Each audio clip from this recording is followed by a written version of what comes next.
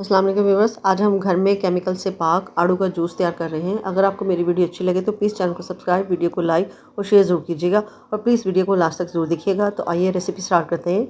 ये हाफ़ के जी आड़ू है जिसको मैंने धो लिया है और अब इसे काट लें। हमने इसको छीलना नहीं है, सिर्फ इसको काट कर इसके अंदर से सीड्स निकालने हैं। मैंने इसके सीड रिमूव कर लिए हैं और अब इसकी ये कटिंग कर लें। हाफ़ के जी में से मैंने ये जो है ना ये एक पीस बचा लिया जिसको हम बाद में यूज़ करेंगे। काटने के बाद इसको एक देचकी में डाल दें।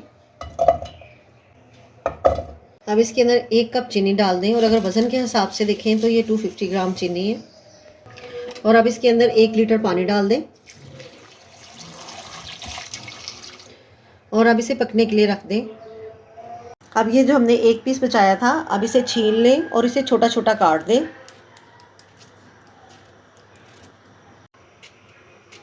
इस साइड पे बिल्कुल हमने इसके छोटे छोटे पीस करने हैं।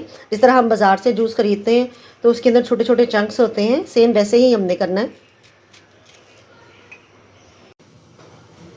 अब ये आड़ू को गलते हुए तकरीबन 8 से 10 मिनट हो गए और मैंने इसके अंदर कोई देखिए आर्टिफिशियल कलर नहीं डाला, इसका अपना ही इतना अच्छा कलर आ गया। और अब हम इसे चेक कर लेते हैं। ये देखिए ये गल गए और अब इसका फ्लेम ऑफ कर दें और इसे ठंडा कर लें। वो अब ठंडे हो गए हैं। आप इसको ग्राइंड करने के लिए ग्राइंडिंग जार भी ले सकते हैं। मैं इसको हैंड ब्लेंडर से पीस रही हूँ और अब इसे छान लें। मैंने इसको अच्छे तरीके से छान लिया। अभी ये छिलके इसके बाकी रह गए हैं। हम इसे एज इट इज़ भी यूज़ कर सकते हैं।